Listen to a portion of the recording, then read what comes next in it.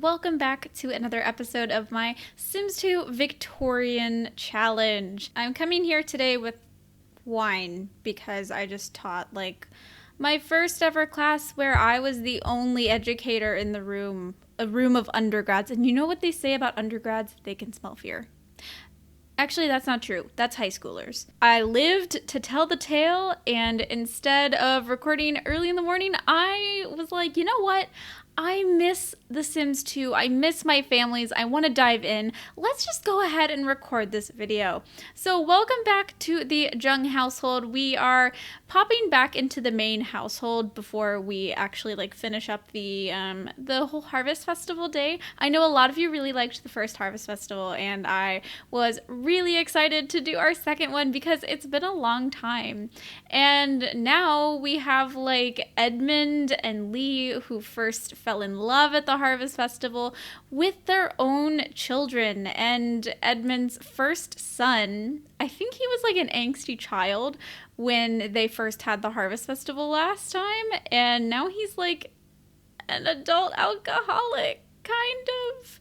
And so I figured, you know what, this would be a little bit fun to see how everyone engages with one another. Lee and Edmund's daughter, Faye, is a little bit nervous. She's never really been one for high society. However, she has done quite a few dances before with the rest of the neighborhood. So she's a little excited to see if Cedric shows up. She's danced with Cedric before, once or twice. So you will notice that we have probably some new faces compared to who has been showing up to a lot of our other events with the other households. And that is because the Wine Harvest Festival is more of a lower class to lower middle event. So here we have Brooke Clark. This is Molly's daughter out of her affair with Marcus Price. And this is Molly and her sister here, and neither of them are exactly happy. Her little sister Janie is having a bit of a hard time. Her husband recently passed away in a tragic fire that took most of their house. And so she's, wringing her hands a little bit nervous, but Edmund is really happy with how the event is going. There's not actually as much debauchery and grape and wine drinking as one might have expected. There's actually just a lot of playing, a lot of sitting and chatting. And we've got Lee, Aldridge, Edmund, and Winnie Jung here. Winnie is the widow of Jonah, who died by a satellite very tragically in a flower field, which is the only way that Jonah should go. And it's really sweet to see all of the elders of the lower and lower middle class kind of hanging around here. As per tradition, the Harvest Festival finishes up in the evening with some proper stomp and dance moves. And of course, these are all pose boxes because we are a little bit more limited with The Sims 2. I wish we had proper animation boxes, but if any of you custom content creators out there want to create some animation boxes for dancing, I wouldn't mind, but I also understand how remarkably complicated and time-consuming that is. Aldous here, who had danced with Brooke twice already, is really disappointed that he's not dancing with her in the center with the other ladies at the moment. Faye also is not enjoying this part of the dance either. She wishes she were dancing with Cedric again, but Cedric's not the type to do 3 dances. It's also, that is kind of the level where it becomes slightly socially unacceptable. 2 dances definitely shows interest. 3 feels a little bit inappropriate, but everyone is having a little smussle, doing a little dancing to the flute, which I didn't really expect them to be doing the hula zombie moves. I don't know what's happening. I've never really seen dancing to the flute before. And you know what? This is this kind of synchronized dancing to a flute is probably all we can ask for when it comes to wind instruments. So we'll just, we'll take it.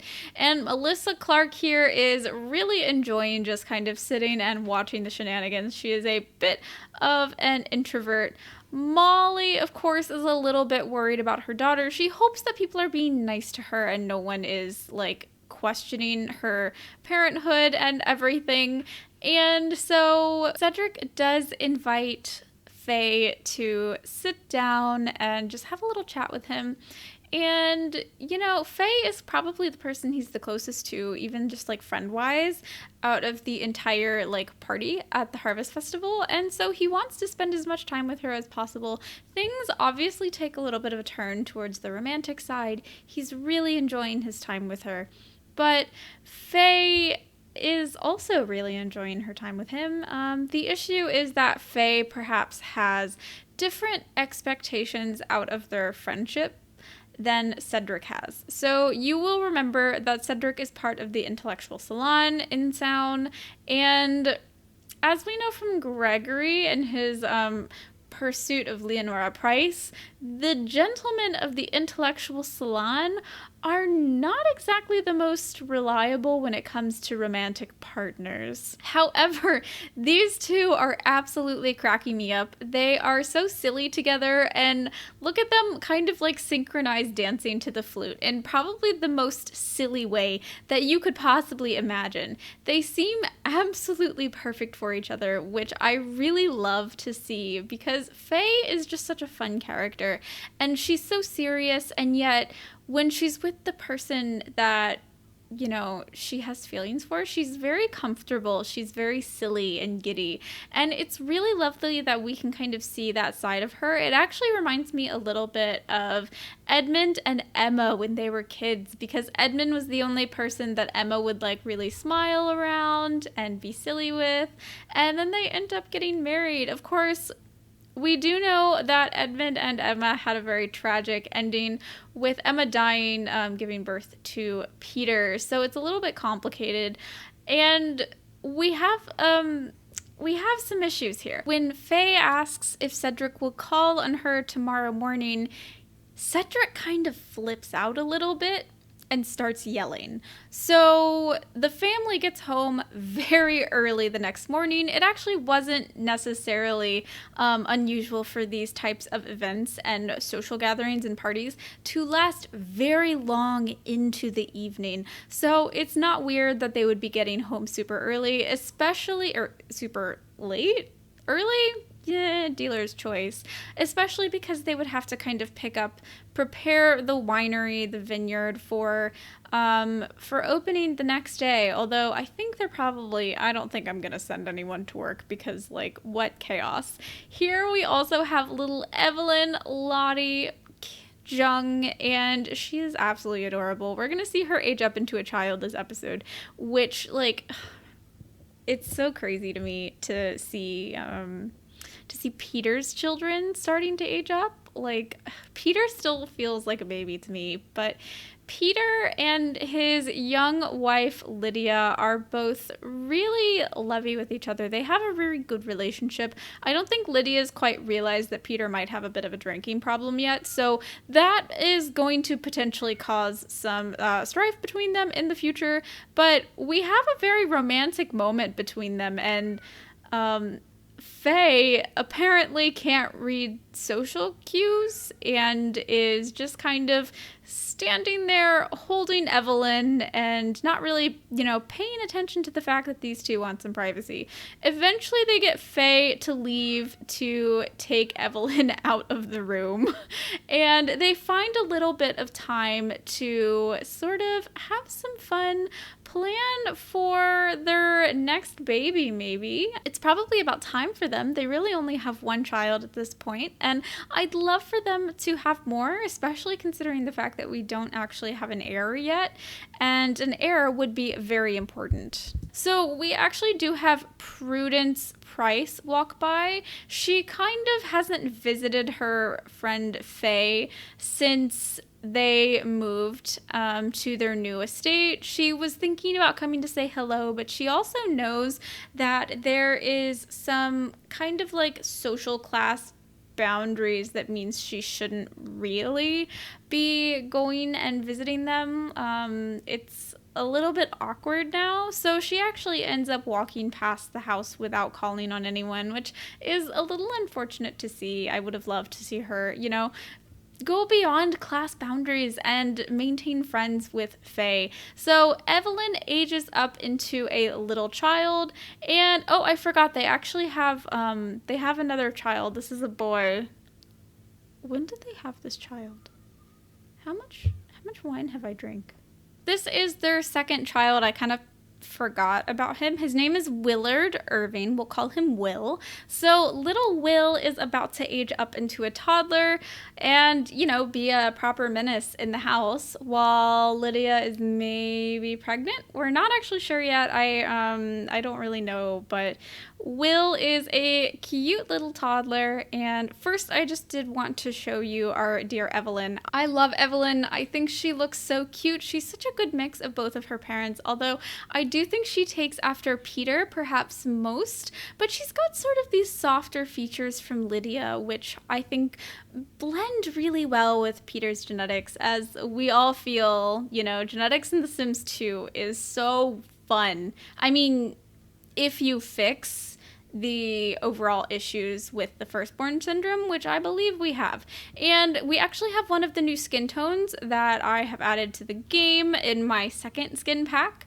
Hop in the Discord if you want the skin tones that I use, because they're not actually like available for public consumption. I've just kind of geneticized a 100 skin tones that other people made. So yeah. And real quick, I did just kind of want to show you a bit about the family tree before we move on. So we've got all of Nellie's descendants here. As you can see, we've lost a lot of the Jungs to a lot of tragedies. We've lost 2 toddlers, a child, a teenager, Mary, Jonah. The only Jung kids from the second generation are actually Edmund and Bertram. So that's kind of crazy to me. It's kind of hard to believe that we went from 1, 2, 3, 4, 5, 6 to 2. And of course we've got all of these kiddos. Peter and Lydia actually lost a child as a toddler. Gosh, that feels like a long time ago. But we actually have a little bit of fun happening in the house. There was a little while there where it felt like we were constantly in mourning, and I'm really glad to see that we've sort of moved beyond that space and into a little bit more of a happy existence. Everyone's eating birthday cake, celebrating Will and Evelyn, and overall getting along.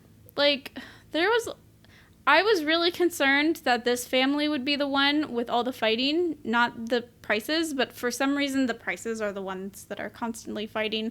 Unfortunately, Lydia and Peter did not get pregnant from their last romp in the sack, so they are giving it another go, and fingers crossed we'll have another baby boy. We do have, of course, Will, but I kind of don't trust my game at this point, and really would like to make sure that we actually have a spare just in case, because I guess in theory, if my 3 main families die out, I kind of lose the challenge. I don't know. Should that be a rule? Let me know what you guys think. Originally, I was sort of idealizing that the end of this challenge would be at 10 generations. And oh my god, I'm already on generation 4. I don't want it to end. I know that my game is probably going to explode at some point, because I will just have so many Sims. But alternatively, we could also make it more of a challenge by saying that we have to keep the bloodline of the 3 main families that you originally start with. I don't know. Let me know in the comments below what you think about that. I am, of course, open to ideas. And so we have a little bit more of these more domestic scenes actually happening. Lydia still in her undergarments from some fun with her husband, making porridge for everyone. And Edmund, honestly, I feel like Edmund came into his own as an elder. He's very calm, very chill. He hasn't gotten into a fight with anyone, which for Edmund is a big deal.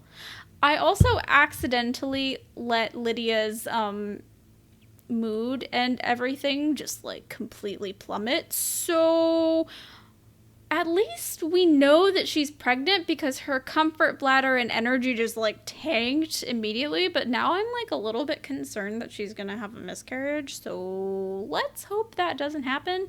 And I need to become a better simmer, apparently.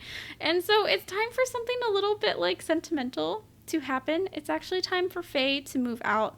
I couldn't decide whether or not I wanted Faye to get married. So what I ended up deciding is that regardless, she moves out on her own. Faye has always had a dream of opening a school specifically for Chinese children. As you may remember, Lee is from China.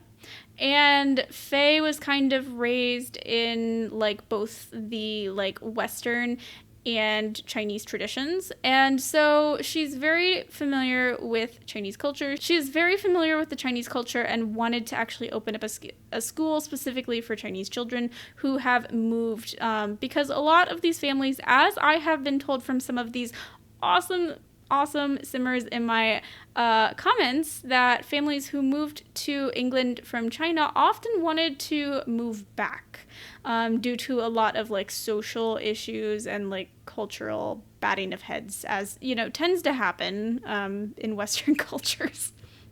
So she is opening up a little school. She's hoping that maybe Will and her niece will be able to attend it one day. And so she's actually going to live in a little living quarters at the school. So to end off today, I wanted to jump over to Bertram and Della's house. And so we actually have a baptism happening. Baptisms are a little tricky in The Sims 2. As you might know, Della is a staunch Catholic and wanted to baptize her newborn girl, Iona Faith, in the Catholic Church. It is traditional to baptize when you are an infant in the Catholic Church. So we invite all of the distant relatives. We, of course, have Faye, who is fresh back from the school that she's just opened. They don't actually have any kids that go there yet. We should probably actually send Evelyn there. I think that might be a good start. Of course, the baby we are christening is lying on the floor in classic Sims 2 fashion, and you know, when this stuff happens, I kind of understand why they made babies into objects, but on the other hand, like, it's really annoying. So we actually have Mr. Alan Smith here. Mr. Smith is the priest for our local St. Catherine's Cathedral. You can see him now baptizing little baby girl Iona. And there we go. We just used the sink bath animation. That's all I have. I don't have a baptize animation. Maybe someone would make one in the future. I don't know. I don't trust my modding capabilities just yet to actually create something like that. But it is actually really nice to see all of the cousins actually start to interact. I feel like I've gotten a little bit bad about like letting my kids and my teens not really have friends in this last generation. Like, I've just kind of focused on like their romantic friendships, and I want to cultivate some more deep cousin friendships. And so we do have Winnie and her 3 twins here, or triplets, and she and Margaret are just having a blast with some pillows in the back garden. It's so lovely to see Winnie actually kind of having a good time, because Winnie went through the ringer when Jonah died. She was crying all over the place. It was really quite horrible. And true to Sims 2 fashion, everyone is collecting in the bedroom while Bertram and Della want to have some fun.